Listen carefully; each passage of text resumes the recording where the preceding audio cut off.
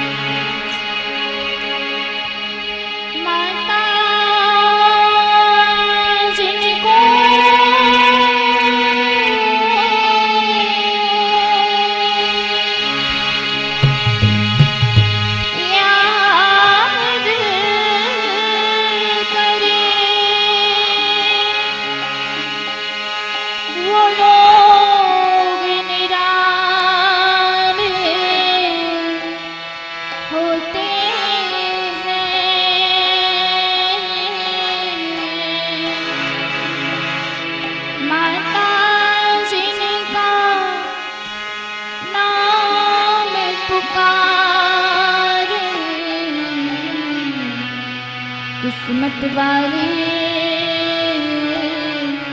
होते हैं।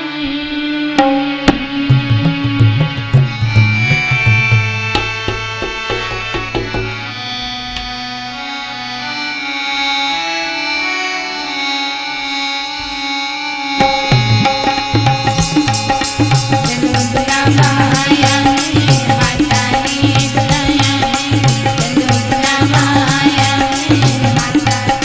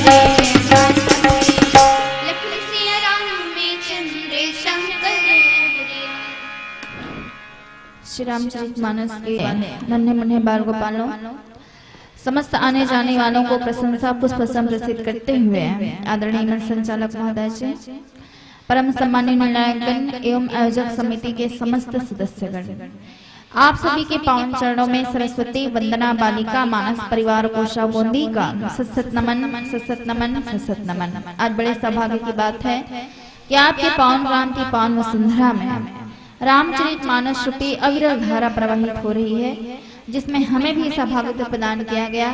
इसके लिए हम समस्त ग्रामवासियों के पावन चरणों में नमन प्रणाम अभिवादन करते हुए आइए चलते हैं श्री रामचरितमानस के तृतीय सोपान अरण्यकांड की ओर, जहाँ पर गोस्वामी जी महाराज ने लिखा कि कंद मूल फल सुरस अति दिए राम कहूँ आनी प्रेम सहित प्रभु खाए बारंबार बखानी। जहाँ पर परम पिता भगवान श्री राम का आगमन आज माता सबरी के पावन आश्रम में होता है। वो माता सबरी जो हजारों वर्षों से, कई जन्मों से भगवान का इंतजार कर रही है कि परमात्मा की प्राप्ति मुझे कब होगी, और परमात्मा उसी को प्राप्त होते हैं जिनके मन में भगवान को प्राप्त करने की लालसा हो। भगवान को प्राप्त करना इतना सरल नहीं, उनके प्रति श्रद्धा होनी चाहिए, विश्वास होना चाहिए, प्रेम होना चाहिए, तब कहीं जाकर के भगवान की प्राप्ति होती है। हम सब इस संसार में जन्म लेते हैं, अपने लिए तो सब कुछ कर लेते हैं, लेकिन भगवान के लिए कुछ नहीं कर पाते। लेकिन विश्व के इतिहास में एक ऐसी पात्रा है जिन्होंने अपनी सारी जिंदगी भगवान की बात निहारते निहारते खपा दी। स्वयं कहती है कि ये जिंदगी तेरी याद में गुजारी राम रोते रोते। संपूर्ण संसार को बांटने वाला आज जब माता सबरी के पावन आश्रम में आते हैं तो माता सबरी उनको पा करके गदगद हो जाती है। माता सबरी वर्षों से भगवान का इंतजार कर रही थी। हर दिन अपने आंगन में फूलों को बिछाती, और जब भगवान का आगमन नहीं होता तो उनको समेट लेती और कहती, क्या हुआ भगवान आज नहीं आए, कल आ जाएंगे। हर दिन का माता सबरी का यही कार्य था। लेकिन कई वर्ष बीत गए, वर्षों के बाद भगवान का आगमन जब हुआ तो बहुत प्रसन्न हो जाती है, रो रो करके उनके चरणों को धो डालती है, आसन पे बिठाती है, और उसके बाद खाने के लिए क्या देती है। जंगल में क्या मिलेगा, कंदमूल, क्योंकि भगवान को 14 वर्ष का वनवास हुआ है। और माता सबरी जब आसन पे बिठाती है तो बड़े मीठे मीठे रसीले फल बेर तोड़ करके लाई थी माता सबरी। हर जब वे बेर तोड़ने के लिए जाती थी तो बेर को चक चक करके देखती थी। जो बेर खट्टा लगता था उनको फेंक देती, और जो मीठा लगता था उनको अपने टोकरी में रख देती। सभी बेर जो है जूठे थे, उस जूठे बेर को भगवान ने खाया। क्यों खाया, प्रेम के वश में होकर के, क्योंकि भगवान को अगर प्राप्त करना है तो कुछ नहीं चाहिए बल्कि प्रेम चाहिए। भगवान प्रेम के ही भूखे होते हैं। और माता सबरी से भगवान कहते हैं कि माँ, उनके प्रेम को देख करके कहते हैं कि माँ मुझे भूख लगी है। तो माता सबरी जो है उनके सामने कंदमूल फल को परोस देती है। भगवान भाव के भूखे होते हैं, प्रेम के भूखे होते हैं, इसलिए माता सबरी ने जूठे बेर दिए, उनको बड़े प्रेम के साथ खाते हैं। भले ही वाल्मीकि रामायण के अनुसार माता सबरी के प्रसादी बेर ही रहा हो, किंतु माता सबरी के समर्पण की जो भावना थी उनको भगवान हमेशा याद करते हैं। घर गुरु गृह प्रिय सदन सासुरी, जह तह होई पहुनाई, तह तह कह सबरी के फलन की रुचि माधुरी नहीं पाई। और उसी माधुरी को गोस्वामी जी महाराज ने लिखा कि कंद मूल फल सुरस अति दिए राम कहूँ आने, प्रेम सहित प्रभु खाए बारंबार बखाने। तो बाबा जी ने सुरस क्यों कहा?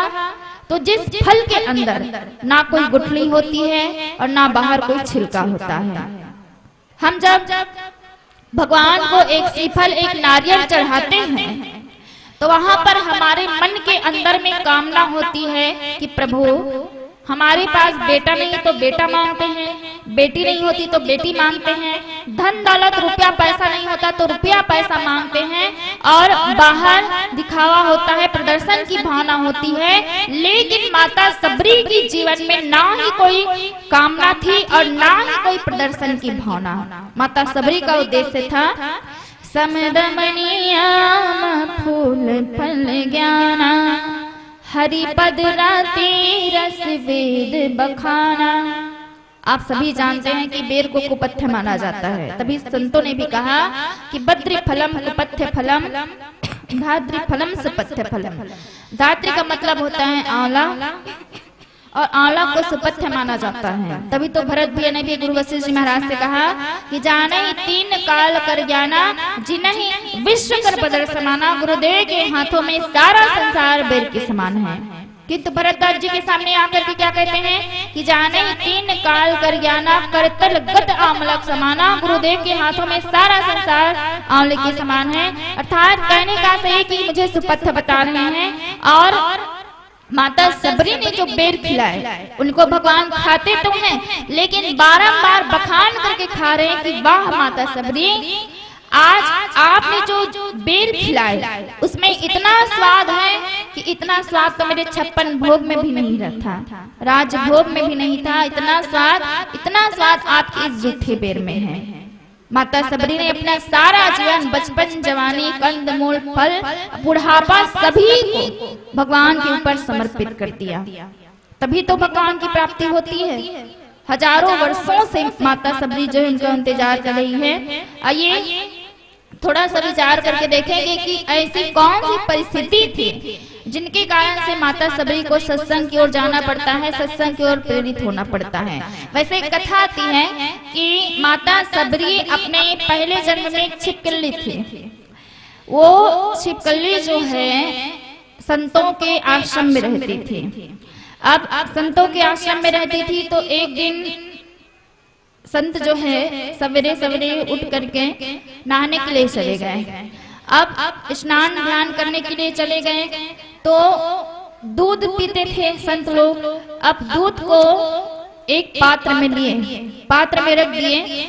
अब उस दूध को पीने के लिए, क्योंकि वो स्नान करने चले गए, अब उस दूध में एक काला नाग सर्प जो है उनको पीने के लिए आ गया और उसमें घुस गया और मर गया। क्योंकि दूध जो है गर्म था, अब उसमें घुस गया सर्प जो है, तो उनका पूरा विष जो है उसमें फैल गया, अंदर डूब गया वो सर्प। अब अंदर डूब गया तो मर गया, उसका विष पूरे दूध में फैल गया। अब छिपकली सोचती है कि अगर इस दूध को संत लोग पिएंगे तो सबकी मृत्यु हो जाएगी।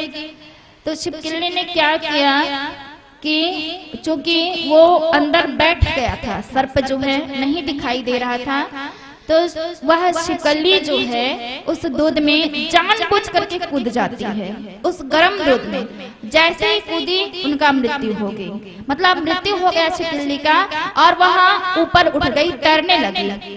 तो उनको आकर के संतों ने देखा।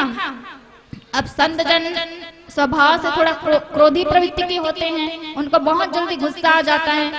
तो उस दूध को देखे और छिपकली के ऊपर बहुत क्रोधित किए कि हमारे भोजन पे तू आकर के गिर गई, जा हम तुझे श्राप देते हैं। उनको श्राप दे दिया।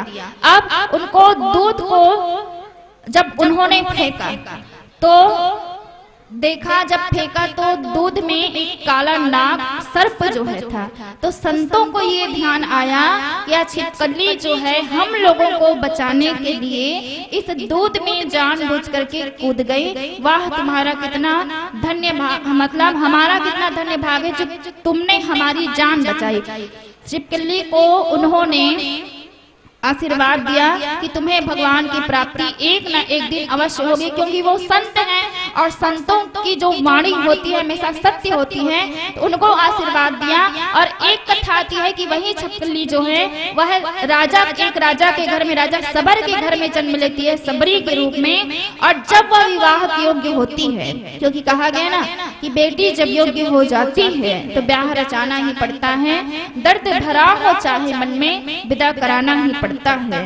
16 सावन बीत गए, 16 सावन बीत गए, जिन बाबुल की अंगनाई में छुड़ा दिए दो हाथ किसी का 2 दिन की सहनाई में। तो जब वही माता सबरी विवाह योग्य हुई तो उनके पिताजी ने विवाह तय किया। अब बारातियों के स्वागत के लिए उनके पिताजी की सोचिए, अनेक भेड़ बकरियों को लाए और अपने आंगन पे रख दिए। अब उनको देखा किसने? माता सबरी ने। अपने पिताजी से जाकर पूछती है कि पिताजी, आप इन भेड़ बकरियों का क्या करेंगे? आप इन्हें निरीह प्राणियों का क्या करेंगे? आप इतने सारे निरीह प्राणियों को लाकर इकट्ठा क्यों किए हैं? तो उसके पिताजी ने उत्तर दिया कि बेटी सबरी, तुम्हारे शादी में जो बाराती आएंगे ना, उनका स्वागत हम इन्हीं भेड़ बकरियों के मांस से करेंगे। तो माता सबरी कहती है कि पिताजी, अगर आप मेरी शादी में इन निरीह प्राणियों की हत्या करवाना चाहते हैं, इन भेड़ बकरियों की हत्या करवाना चाहते हैं, तो मैं ये शादी नहीं कराऊंगी। और उसी दिन से माता सबरी अपने पिताजी के घर को छोड़कर चली जाती है मतंग मुनि के आश्रम में। मतंग मुनि के आश्रम में जाती है। मतंग मुनि ने भी आशीर्वाद दिया कि जा बेटी, तुझे एक दिन भगवान का दर्शन अवश्य होगा। तूने जो तप किया है वह विफल नहीं जाएगा। माता सबरी का सारा जीवन भगवान की बाट निहारते निहारते खपा देती है, बचपन, जवानी और बुढ़ापा, और भगवान का दर्शन। कहते हैं कि माता सबरी को लगभग 10,000 वर्षों तक भगवान की बाट निहारना पड़ा, तब कहीं जाकर के आज माता सबरी के आश्रम में भगवान का आगमन हुआ। और उन्होंने जो जूठे बेर खिलाए उनको प्रभु बड़े प्रेम के साथ खाते हैं। इसलिए तो संतों ने बड़ी अच्छी बात कही है कि सुग्गों के पढ़ाने से गणिका ने बांध लिया, अजामिल ने बांधा है पुत्र के पुकारों से। अरे जूठे मीठे बेरन से सबरी ने बांध लिया, बांध लिया कुंजर ने प्रेम के फुहारों से। मुट्ठी भर चावल से सुदामा ने बांध लिया, बांध लिया कुब जाने फूलों के हारों से। गोपियों ने बांध लिया माखन के चाखन में, अरे बांध लिया द्रौपदी ने कच्चे 4 तागों से। और वही भाव जो है भगवान श्री कृष्ण के जीवन में भी आते हैं। जब भगवान श्री कृष्ण शांति दूत बन करके दुर्योधन की सभा में जाते हैं हस्तिनापुर, तो वहां पर दुर्योधन ने उनको न्योता दिया कि आइए मेरे साथ 56 भोग कीजिए। लेकिन उन्होंने न्योता तो दिया खाने के लिए, लेकिन उस न्योता में प्रेम नहीं था, अपनापन नहीं था। और जब तक अपनापन भगवान के प्रति प्रेम ना हो तब तक भगवान 56 भोग को भी नहीं अपनाते। साग मतलब विदुर जी के घर जाकर के उन्होंने साग रोटी और केला खाया। अब विदुरानी भगवान को देखती है, इतनी भी भोर हो जाती है, प्रेम मग्न हो जाती है, केला तो खिलाती है लेकिन साथ ही साथ केले के छिलकों को भी खिला जाती है। इतना प्रेम, इतने प्रेम में डूब करके विदुरानी भगवान के समक्ष प्रकट आती है और उस केले के छिलके को भी भगवान खा लेते हैं। तो इसलिए कहा गया कि भगवान को अगर पाना है तो प्रेम की आवश्यकता होती है। तो आइए आगे की चर्चा में क्या होता है एक भजन के साथ।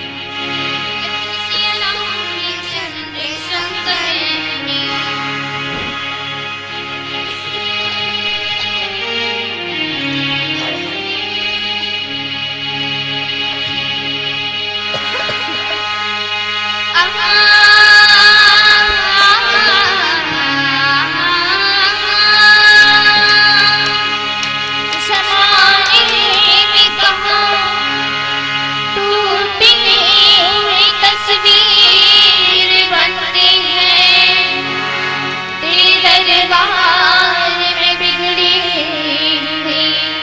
तकदीर बनती है। तारीफ तेरी निकली है दिल से, तारीफ तेरी निकली है दिल से, आई है लब पे बन के कवाली सिर दीवाने। साईं बाबा आया है तेरे दर पे सलाम सिर दीवाने। साईं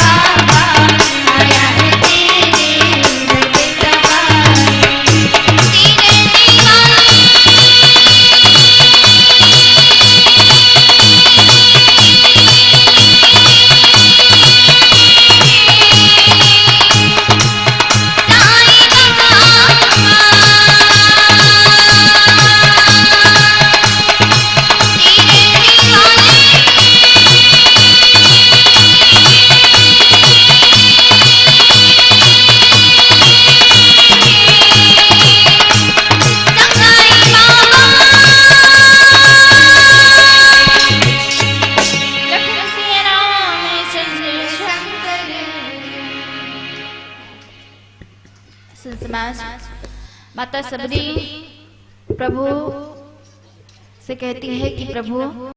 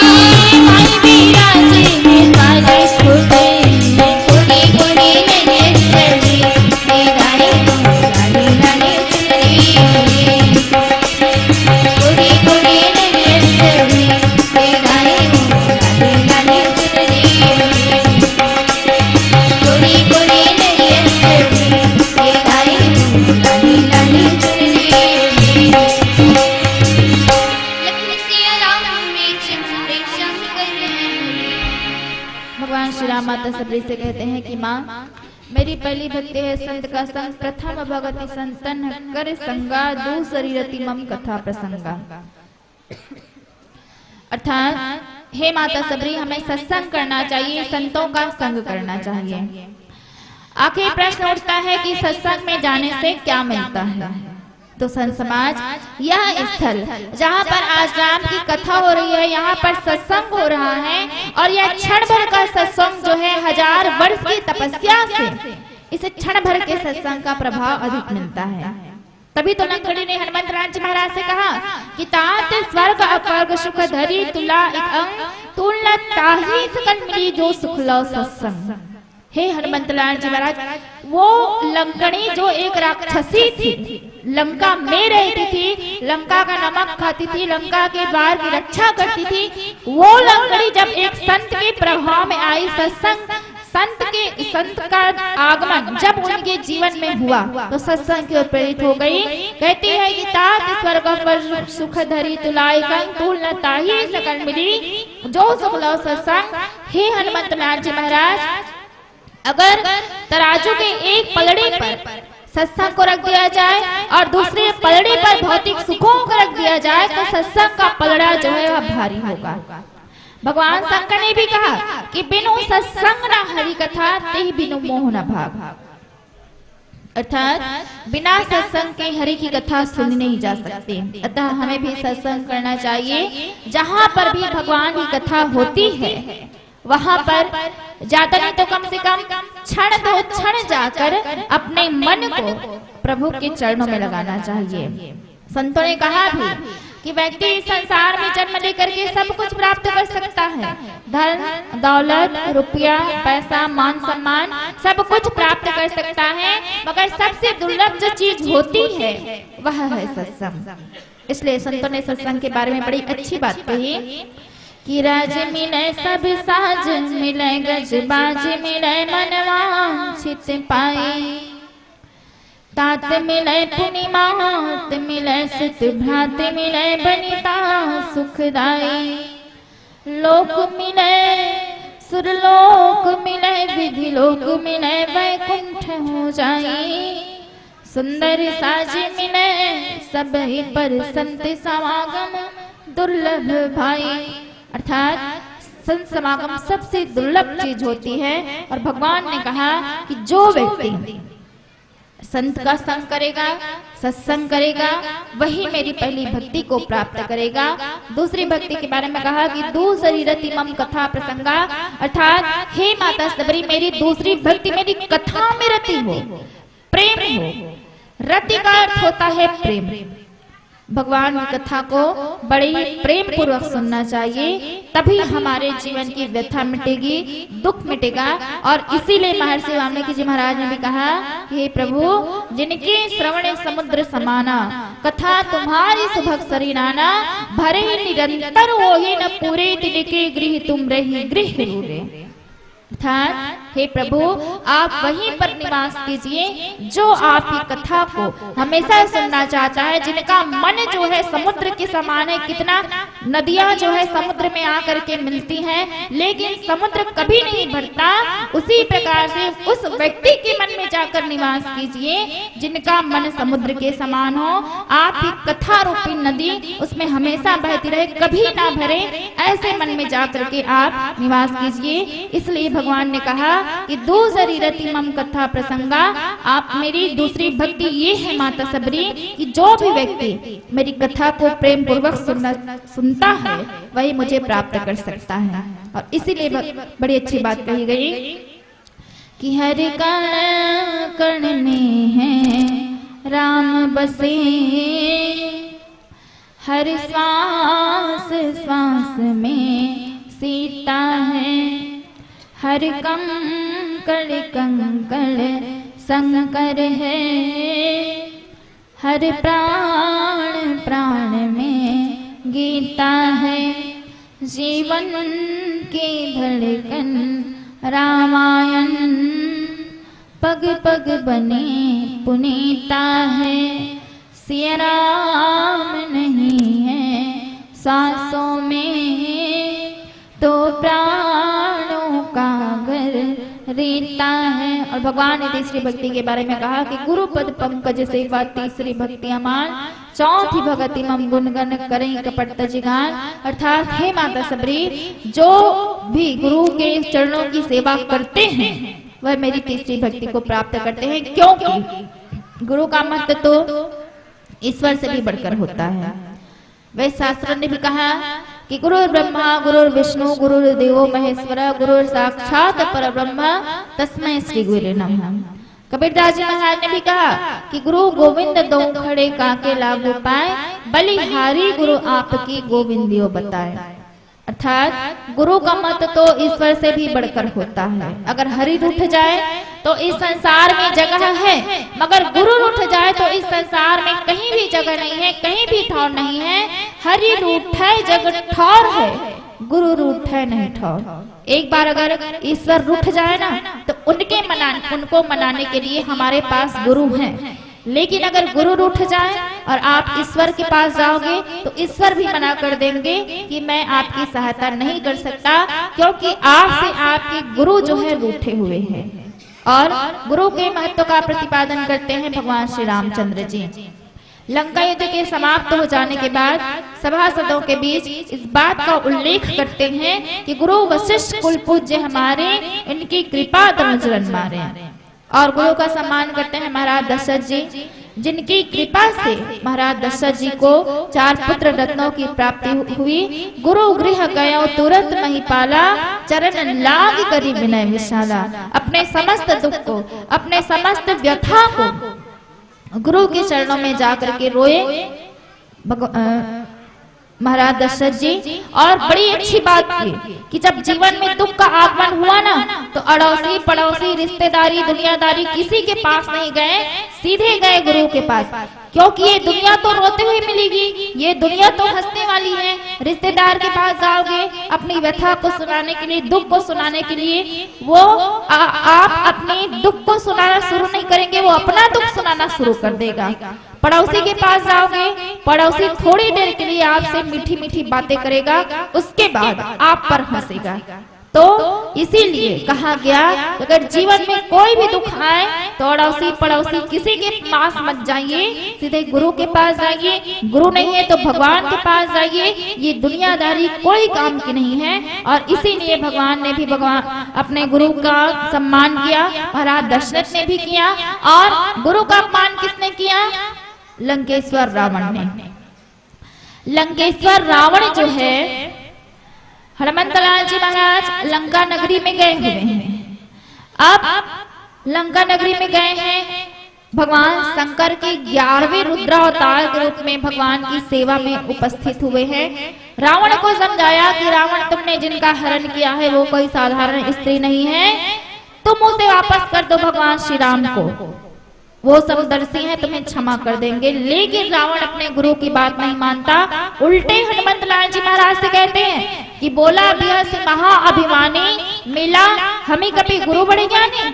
अर्थात गुरु का मत तो ईश्वर से भी बढ़कर होता है, गुरु का कभी भी अपमान नहीं करना चाहिए। और रावण ने किया, फलस्वरूप समझ के लंका नगरी जो है जल करके भस्म हो गई, पूरी लंका नगरी समाप्त हो गई, उनका पूरा कुल जो है समाप्त हो गया, सिर्फ विभीषण जी महाराज बचे। तो माता सबरी को भगवान ने नवधा भक्ति का उपदेश दिया और वो माता सबरी का जीवन जो है धन्य हो गया। हजारों वर्षों से जो तपस्या कर रही थी, 10,000 वर्षों से, कई जन्म जन्मांतर उन्होंने शरीर धारण किया। आत्मा एक थी माता सबरी की, इच्छा क्या थी, लक्ष्य क्या था, भगवान को प्राप्त करने का। और आज वो लक्ष्य माता सबरी का पूरा हुआ। आत्मा नहीं बदली, शरीर बदला, लेकिन आत्मा की जो लालसा थी भगवान को प्राप्त करने की, वह नहीं बदली। इसलिए कहा गया कि अगर भगवान को प्राप्त करना है तो भगवान की प्राप्ति की लालसा होनी चाहिए मन में, मन के भीतर, तभी हम भगवान को प्राप्त कर सकते हैं। उनके प्रति प्रेम होना चाहिए, श्रद्धा होनी चाहिए माता सबरी की तरह। माता सबरी के मन में श्रद्धा था, विश्वास था, इसीलिए माता सबरी जो है उनके आश्रम में आज परमपिता परमात्मा का आगमन हुआ। माता सबरी को मोक्ष प्रदान किया, नवधा भक्ति प्रदान की और उनका जीवन धन्य बनाया। तो आइए एक भजन के साथ आप सबसे विदाई।